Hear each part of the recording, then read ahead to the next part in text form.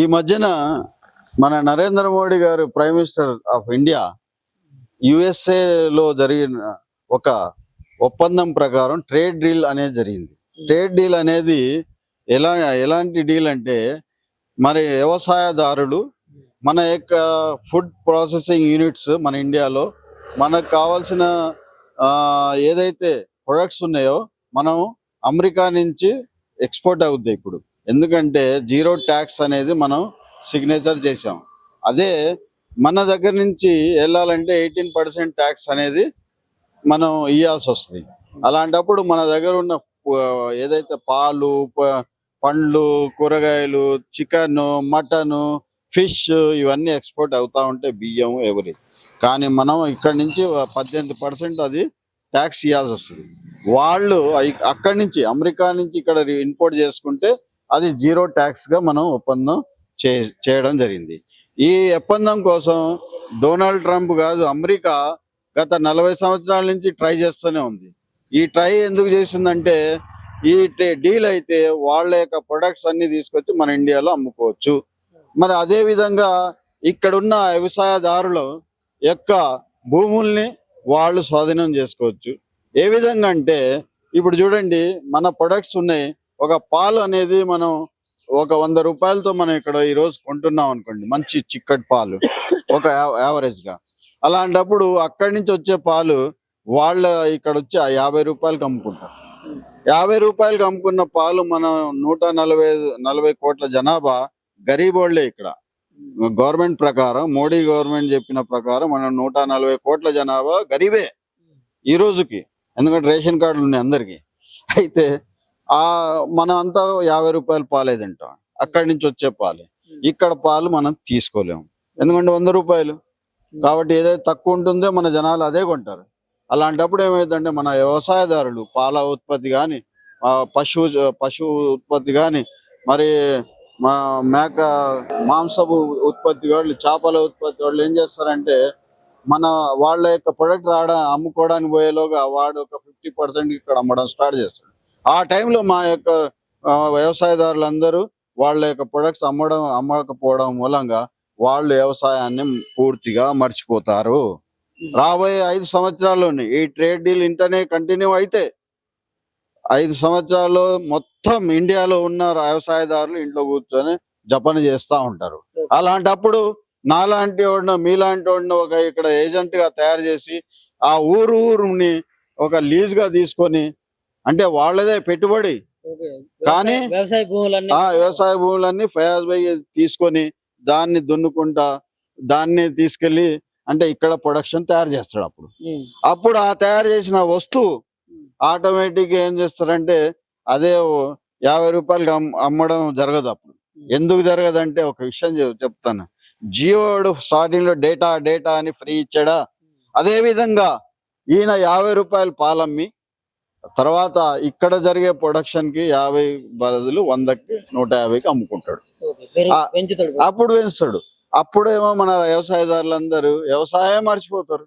ఎందుకంటే వాడు పాలు అమ్ముడు పోవు, బియ్యం అమ్ముడు పోవు, మేకలు అమ్ముడు పోవు, కుక్కలు కూడా అమ్ముడు పోవు.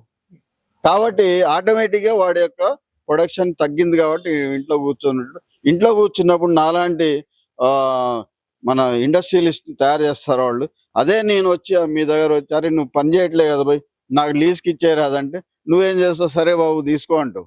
అంటే నేనేం చేస్తాను, మొత్తం ఊరు మొత్తం సాఫ్ సఫాయి చేసేసి మంచి వ్యవసాయం తయారు చేసుకుంటా. ఆ ప్రొడక్షన్ తయారవగానే ఇమీడియట్లీ అమెరికాదే అది, కాకపోతే నా ఫేస్ ఉంటుంది అంతే. నేను ఇక ప్రొడక్షన్ తయారు చేసుకొని ఆ ప్రొడక్షన్ని మళ్ళీ నేను మార్కెట్లో వచ్చేలాగా అదే 50 రూపాయలకి అమ్ముతాడు హుషారుగా. కానీ ఏ రోజైతే ఎస్టాబ్లిష్ అయిపోయింది, ఇండియా మొత్తం కొనేసిన అని అమెరికా అనుకున్నప్పుడు ఆటోమేటిక్ గా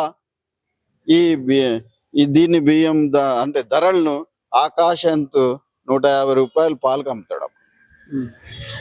అట్లాంటి పరిస్థితి రాబోతుంది. రాబోయే కాలంలో మన యొక్క వ్యవసాయదారుడు మరణం తప్ప, ఆత్మహత్యలు తప్ప, మరి దేశంలో ఉన్న ప్రతి ఓడు పేదరికంలో వెళ్ళే పరిస్థితి ఏర్పడుతుందని నేను నమ్మకం కాదు, 100% అనలైజ్ చేసి చెప్తున్నా నేను ఈ విషయం. మరి ఈ విషయం గురించి మరి కేంద్ర ప్రభుత్వానికి ఏం చెప్పదలుచుకున్నారు? ఆల్రెడీ డీల్ మీద సిగ్నేచర్ చేసింది, కానీ ఒక్క మాటకు అమెరికాలో ఉన్న సుప్రీంకోర్టు ఏదైతే టారిఫ్ మన 18% వేసాడో దాన్ని మన యాక్చువల్లీ 3 to 5% ఉండేది. ఆ విధంగానే మీరు చేయాలని సుప్రీంకోర్టు అక్కడ ఆర్డర్ ఇచ్చింది. ఎవరు డొనాల్డ్ ట్రంప్, నువ్వు ఇట్లా చేయకూడదు, నువ్వు తప్పు చేసినావు, దేశాలకి లాస్ అయింది, నువ్వు ఆటోమేటిక్గా నువ్వు 3 to 5 ఏదైతే ఉందో ఆ పర్సెంటేజ్ ప్రకారమే నువ్వు ట్యాక్సెస్ తీసుకోవాలని ఆర్డర్ ఇచ్చింది. ఆ విధంగా మనం చూస్తే ఒక సంవత్సరంలోనే మనం 16 లక్షల రూపాయల ట్యాక్స్ రిటర్న్ వస్తుంది. ఎన్ని? 16 లక్షల కోట్ల రూపాయలు మన ఇండియాకి వచ్చే డబ్బులు వచ్చేస్తాయి. కానీ మొండిగా ఇస్తున్న మన ట్రంప్ ఏమన్నాడంటే లేదు వేస్తానే అంటాడు.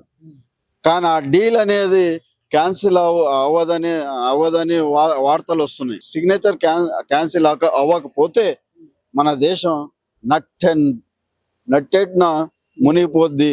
ఏదైతే బ్రిటిష్ రాజ్యంలో మన యొక్క వ్యవసాయదారులు మనం ఎట్లయితే బాధపడ్డామో ఈ రోజు కూడా బ్రిటిష్ వ్యవస్థ వస్తుంది విత్ ఇన్ 5-10 సంవత్సరాల లోపల. ఎందుకంటే ఇది చాలా డేంజర్. ఈ డేంజర్ సిగ్నేచర్ ఎందుకు చేయడం జరిగింది? అది మా రాహుల్ గాంధీ గారు ఏమన్నారంటే ఒక ప్రెషర్లో చేయడం జరిగింది. ఆ ప్రెషర్ అనేది ఏంటంటే మన మోడీ గారు ఎస్ట్రీమ్ ఫైల్లో ఆయన పేరు వచ్చింది, అదొక డౌట్ వస్తుంది. తర్వాత పెట్రోలియం మినిస్టర్ పూరి సాబ్ ఆయన 4 సార్లు కలిసినా అంటండి ఎస్ట్రీమ్ని, కానీ 14 సార్లు కలిసిండు ఆయన. 14 times కలిసిండు. అబద్ధాలు ఎందుకు చెప్పినావు? 4 సార్లు కలిసిన 14 సార్లు కలిసినావు కదా. అదే అనిల్ అంబానీ ఒక మెయిల్లో రాస్తాడు, మన ఏమంటారు గోల్డెన్ ఎయిర్ ఉన్న ఒక అమ్మాయిని మీరు అరేంజ్ చేయడాన్ని మెయిల్లో ఉంది. ఎవరు? అనిల్ అంబానీ. ఆయనకు 40,000 కోట్ల రూపాయలు మన మాఫీ చేసారు మనోళ్ళు. ఎందుకు చేసారు? ఆ గోల్డెన్ ఇయర్ని అరేంజ్ చేసినందుకు. ఏమనాలి? అర్థం కావట్లేదా? పబ్లిక్ అర్థం కావట్లేదు అనుకుంటున్నారా? పాలు తాగే పిల్లిలాగా అనుకుంటున్నారా? మొత్తం వరల్డ్లో బ్రిటిష్ యొక్క రాజకుమారుడు, ఆయనను సస్పెండ్ చేయడం జరిగింది. అదే మరి ఇస్టమ్ ఫైల్, దాంట్లో ఏ రహస్యాలు ఉన్నాయో ఎవడికి తెలుసు? నీకు నాకు తెలియదు కదా. ఇక అది ఫైల్ బయటకు వస్తే కానీ తెలియదు. ఇప్పుడు నరేంద్ర మోడీ గారి మీద అంత రహస్యంగా అంత బ్లాక్ మెయిల్ చేసి అంత పరిస్థితి ఏముండొచ్చు అసలు? ఇప్పుడు ఎట్లుంటది అంటే డిప్లొమసీ పాలసీ ఎలా ఉంటది అంటే నా రాజ్యాన్ని నేను ఎట్లా పాలించుకోవాలని ఎదుటోడు చూస్తాడు. అప్పుడు మనలాంటి వాళ్ళు పోయి పాములాగా బలి అయినాం అనుకోండి, ఈ విధంగా ట్రేడ్ డీల్ మట్టి డీల్ అన్ని చేయాల్సి వస్తుంది. పాకిస్తాన్ వార్ ఆపేరు చూడు, నేనే ఆపినా అంటే ఎందుకు ఆపినావు? ఇగో ఇదే. నువ్వు ఏం చేసినా నువ్వు అమెరికాతో ఎందుకు తొత్తు అవుతున్నావు? అవసరం ఏముంది? నువ్వు పెట్రోల్ కొనొద్దు అంటే రష్యా నుంచి పెట్రోల్ కొనొద్దు అన్నావు మేము. మరి పెట్రోల్ కొంటే నీకు అన్ని కష్టాలే అన్నావు. అనగానే పెట్రోల్ బంద్ చేసి పడేసినావు. వనిజిలా నుంచి పెట్రోల్ కొనమంటున్నావు, అమెరికా నుంచి పెట్రోల్ కొనమంటున్నావు. అరే దగ్గర రష్యా ఉంది, దగ్గర సౌదీ అరేబియా ఉంది. ఆ సౌదీ అరేబియా నుంచి కొనొద్దు అనలేదు, రష్యా నుంచి కొనొద్దు అంటున్నావు. ఉద్దేశం ఏంటి మీది? ఎందుకు అలా మీరు అంతగానో ఆయన ప్రెషరైజ్ ఏముంది మనం ప్రైమ్ మినిస్టర్ గారికి?